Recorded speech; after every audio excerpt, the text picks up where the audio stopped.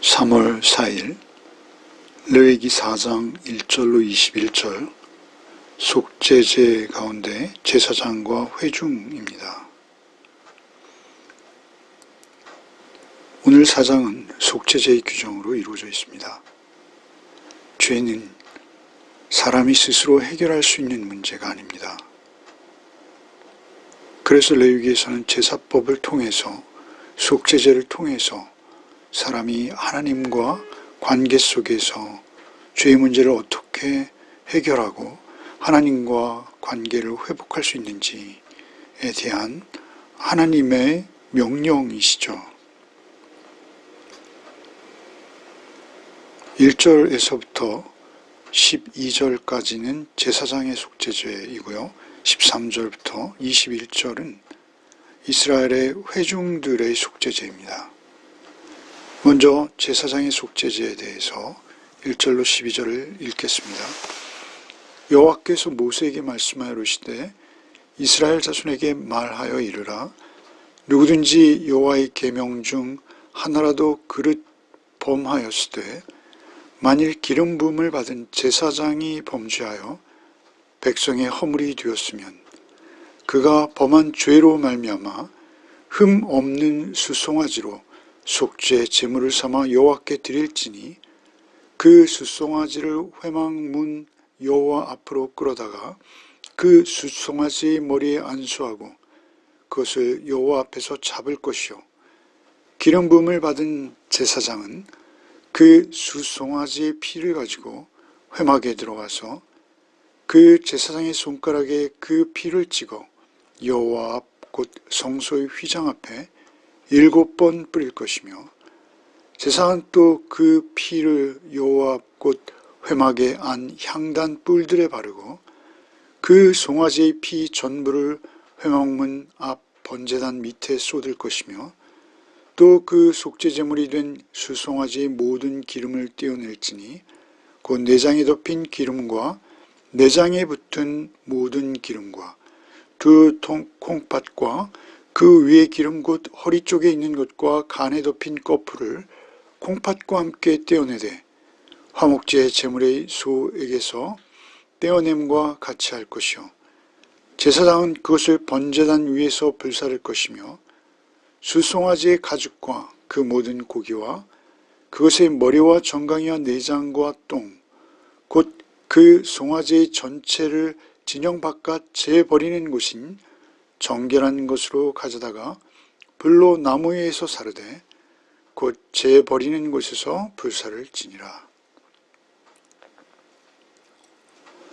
레위기는 앞서 말씀드렸듯이 하나님께서 직접 우리에게 주시는 말씀이죠. 물론 모세를 통해서입니다. 1절에 보시면 여호와께서 모세에게 말씀하여 이르시되 곧 여호와께서 직접 명령하시는 말씀이라는 사실이죠. 그 중에 2절에 이스라엘 자손에게 말하여 이르라. 이스라엘 자손 전체에 대해서 하나님께서는 지금 이 명령을 주시는 것입니다. 이스라엘 자손에게 말하여라. 누구든지 여호와의 계명 중 하나라도 그릇 범하였으되, 그러니까 누구든지라는 말씀, 여기서 누구든지라는 말씀은 네페시입니다. 네페시. 직역하면 영혼, 생명 그런 의미죠. 남녀 구별 없이 영혼을 가진 모든 생명체, 그 사람에게 적용되는 단어이죠. 특별히 여기서 누구든지라고 강조하시는 것이죠. 누구든지 죄를 범하죠. 그 죄는 피 흘림으로만 사함받을 수 있습니다. 여기서 누구든지라는 것은 요한복음 3장 16절에 저를 믿는 자마다 라는 그 범위입니다. 그 대상이죠. 누구든지 주의 이름을 부르는 자는 로마서 10장 13절 말씀이죠. 그러니까 그것은 남녀노소, 빈부, 귀천 상관없다는 것입니다. 누구든지 여호와의 계명 중 하나라도 그릇 범하여 만일 기름 부음을 받은 제사장이 범죄하여 그 가운데 특별히 제사장을 가장 먼저 언급하시는 것이죠. 제사장을 언급하시고 그리고 이어서 회중을 언급하십니다. 회중을 언급하실 뿐만 아니라 족장, 또 평민 이렇게 내려가면서 가난한 자들까지 그 형편과 처지에 맞도록 세부적으로 속죄제의 규정들을 이루십니다. 그 가운데 특별히 그릇 범하였으되 만일 기름 부음 받은 제사장이 범죄하여 제사장을 가장 먼저 언급하시는 것이죠. 특별히 그릇 범죄하였을 때 할 때 이 그릇이라는 여기에 해당하는 히브리어는 길을 잃다, 실수하다, 비틀거리다, 잘못 행하다 이런 의미들입니다. 그 죄로 깨닫지 못하는 죄, 우리의 육신의 연약함으로 어쩔 수 없이 지어버린 죄, 제사장의 무지와 연약함, 믿음의 부족으로 지은 죄, 이런 죄들을 말하는 것이죠. 일부러 지은 죄는 절대 아닙니다.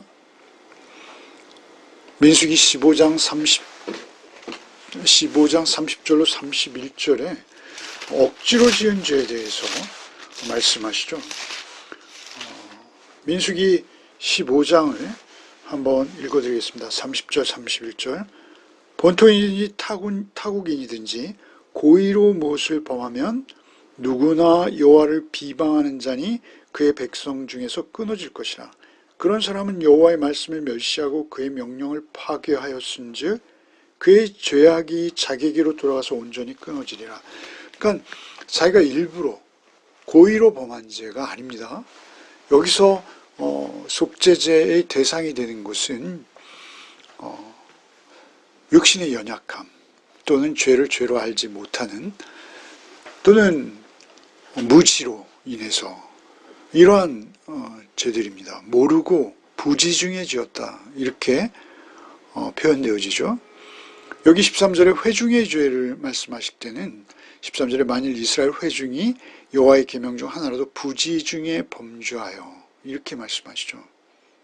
그러니까 여기에서는 그릇 범하였을 때 만약 기름 부음을 받은 제사장이 범죄하여 백성이 허물이 되었으면 그가 범한 죄로 말미암아 흠 없는 수송아지로 속죄물을 삼아 여호와께 드리라 이렇게 말씀하시죠. 제사장은 지도자로서 영향력이 큰 자입니다. 그것은 지도자로서 영향력뿐만 아니라 직접적인 제사 행위를 통해서 백성들을 대행하는 자이기도 한 것이죠. 그 제사장이 죄를 범하였을 때는 제물이 숫송아지가 됩니다. 우리가 제물을 살펴볼 수 있는데요. 제사장이 범죄했을 때 숫송아지고요. 회중이 범죄했을 때 숫송아지입니다. 족장은 수염소, 평민은 암염소 혹은 어린 양이 암컷. 평민의 경우에는 흠없는 암염소나 암양을 드리지 못할 경우 비둘기. 그 비둘기마저 형편이 닿지 않으면 고운 가루 10분의 1 에바. 굉장히 소량입니다. 거기에다가 기름과 유향도 넣지 말아라. 그러니까 누구든지 속죄제는 하나님 앞에 드릴 수 있다는 것입니다.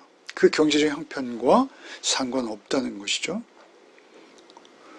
하나님께서 그만큼 죄사함을 받을 길을 넓게 열어놓으신 것뿐만 아니라 하나님께서 죄를 미워하신다라는 사실이죠. 그러나 어쨌든 제사장은 무려 송아지를 드려야 하는 것이죠. 특별히 회중도 숫송아지를 드려야 합니다. 왜 그렇습니까? 여기서 회중이라는 13절의 회중, 오늘 제사장과 회중을 살피는데요. 회중은 이 백성의 어떤 공동체적인 죄입니다. 그래서 주석가들은 이것은 국가적 범죄 이렇게 규정합니다. 그러니까 공동체가 함께 범한 죄인 것이죠. 회중이라는 것은 그 민족 전체를 말씀하시는 것이거든요. 그러니까 이것은 굉장히 큰 죄인 것이죠. 그리고 그 회중에게 또한 제사장은 상당한 영향을 미칠 수 있는 자인 것이죠. 그래서 그는 더 무거운 입장이요. 재물도 그래서 더 값비싼 것으로 하나님 앞에 속죄해야 된다. 이런 의미가 있는 것이죠. 그 숫송아지를 회막문 앞으로 끌어다가 숫송아지의 머리에 안수하고 그것을 여호와 앞에서 잡을 것이요. 안수한다라는 것은 언제나 말씀드리죠. 계속 우리가 이것은 굉장히 중요한 겁니다. 동일시와 전가의 의미가 있다고 말씀을 드렸습니다. 내가 그 죽어야 될 피 흘리고 그 짐승과 나는 하나입니다. 일체를 말하는 것이죠. 안수한다라는 것은 그렇습니다. 뿐만 아니라 그 안수를 통해서 내 죄가 그 제물에게 전가되어진, 옮겨간다. 이런 의미가 있는 것이죠. 그래서 내 죄가 그 짐승에게 옮겨간 그 상태에서 그 짐승을 잡는다. 그것을 여호와 앞에서 잡을 것이요. 잡는다는 것은 숨을 끊는다는 것이죠. 아주 요즘 어렵습니다. 송아지를 죽이는 거예요.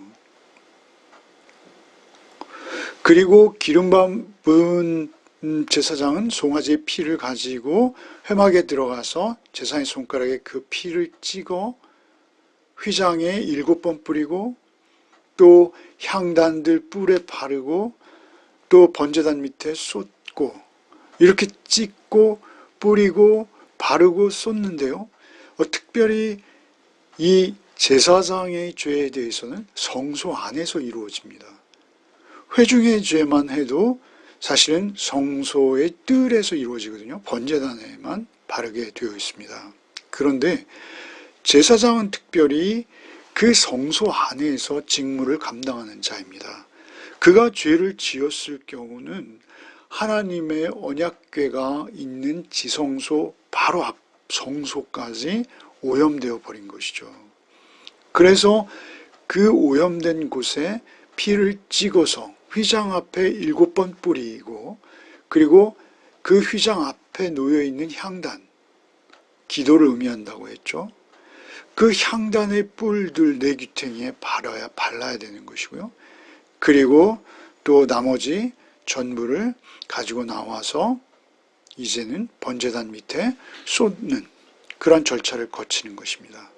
그리고 8절에 기름과 그리고 9절에 콩팥, 역시 우리가 번제에서도 그렇고 화목제에서도 그렇습니다만 이 기름과 두 콩팥은 번제단 위에 불사르고 그리고 나머지 가죽과 모든 고기입니다. 제사장의 몫이 없습니다. 가죽과 모든 고기, 그것의 머리와 정강이 내장과 심지어는 똥까지 그 전체를 진영 바깥 재버리는 정결한 곳에 가져다 버리라. 이렇게 말씀하시는 것이죠. 그러니까 진영 바깥이라는 것은 백성들이 머무는 그들의 텐트, 그러니까 성소가 아니라 그 이스라엘 진을 치고 머무는 모든 텐트의 저 바깥을 말하는 것이죠. 그 진영 바깥에 죄는 그만큼 멀리 해야 될 것이죠. 그래서 진영 바깥 재버리는 그 정결한 곳으로 가져다가 거기서 불로 나무 위에 살라서 태우는 그러한 제사를 드리도록 규정하시는 것이죠. 그것이 속죄제입니다. 그리고 이제 13절부터 21절까지 거의 동일한 내용입니다만 회중의 죄를 어떻게 속죄할 것인지에 대해서 일러주시는 것이죠. 13절부터 읽도록 하겠습니다. 만일 이스라엘 온 회중이 여호와의 계명 중 하나라도 부지 중에 범하여 허물이 있으나 스스로 깨닫지 못하다가 그 범한 죄를 깨달으면 회중은 숫송아지를 속죄제로 드릴지니 그것을 회막 앞으로 끌어다가 회중의 장로들이 여호와 앞에서 그 숫송아지 머리에 안수하고 그것을 여호와 앞에서 잡을 것이요 기름 부음을 받은 제사장은 그 숫송아지 피를 가지고 회막에 들어가서 그 제사장이 손가락으로 그 피를 찍어 여호와 휘장 앞에 7번 뿌릴 것이며 또 그 피로 회막 안 여호와 앞에 있는 제단 뿔들에 바르고 그 피 전부는 회막문 앞 번제단 밑에 쏟을 것이며 그것의 기름은 다 떼어 제단 위에서 불사르되 그 송아지를 속죄제의 숫송아지게 한 것 같이 할지며 제사장이 그것으로 회중을 위하여 속죄한즉 그들이 사함을 받으리라. 그는 그 수송아지를 진영 밖으로 가져다가 첫 번 수송아지를 사름같이 불사를 지니 이는 회중의 속죄죄니라. 이렇게 말씀하시죠.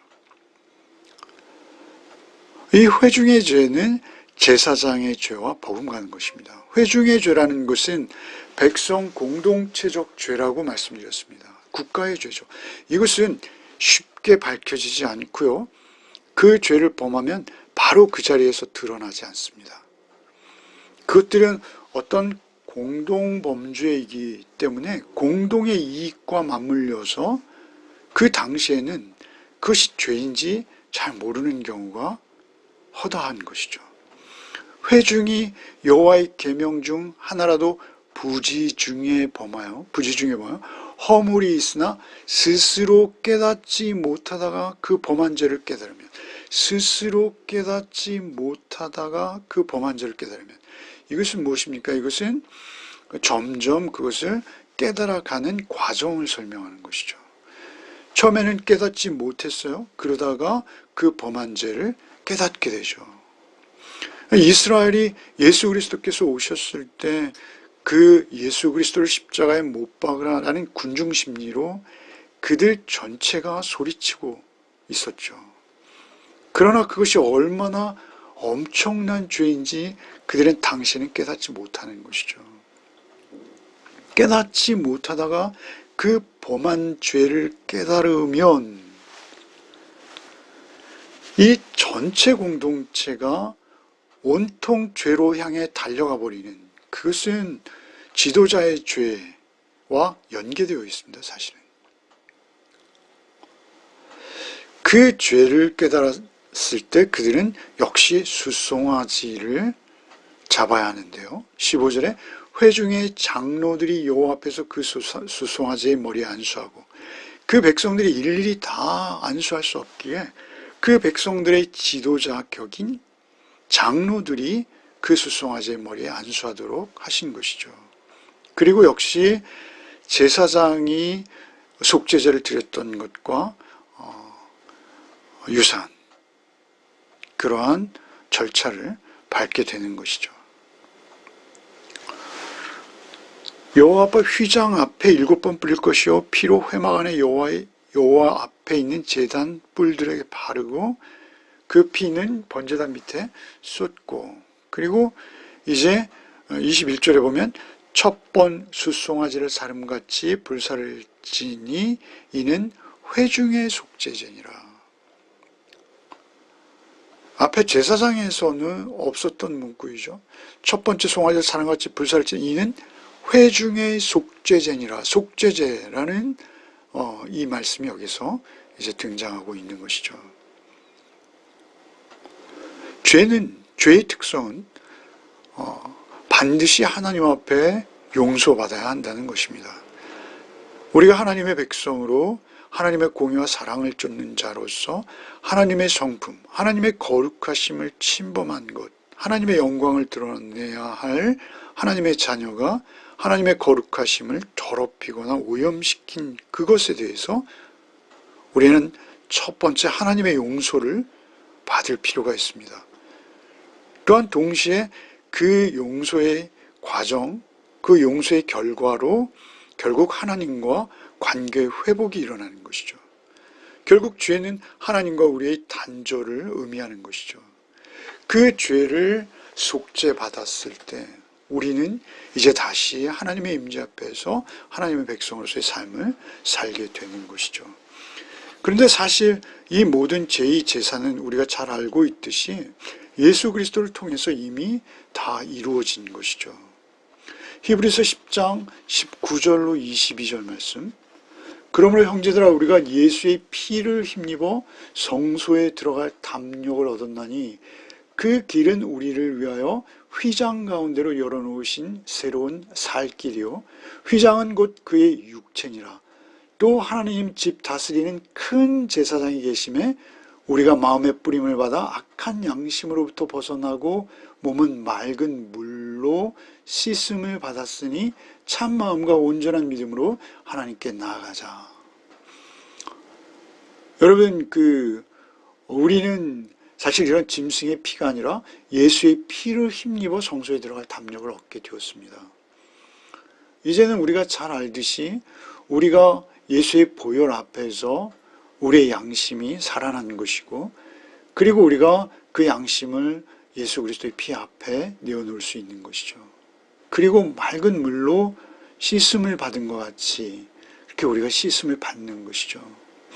그리고 우리는 언제든지 그 죄가 우리의 양심에 눌리고 양심의 가책이 되어질 때 우리는 예수 그리스도의 이름을 붙들고 예수 그리스도 앞으로 나가는 것입니다. 예수 그리스도 앞으로 나갈 때마다 우리는 새롭게 여김을 받고 그 피로 씻김을 받을 수 있게 되어지는 것이죠.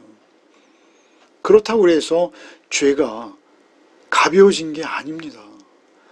예수 그리스도의 피, 단번에 우리의 속죄를 이루신 예수 그리스도의 피의 능력인 것이죠.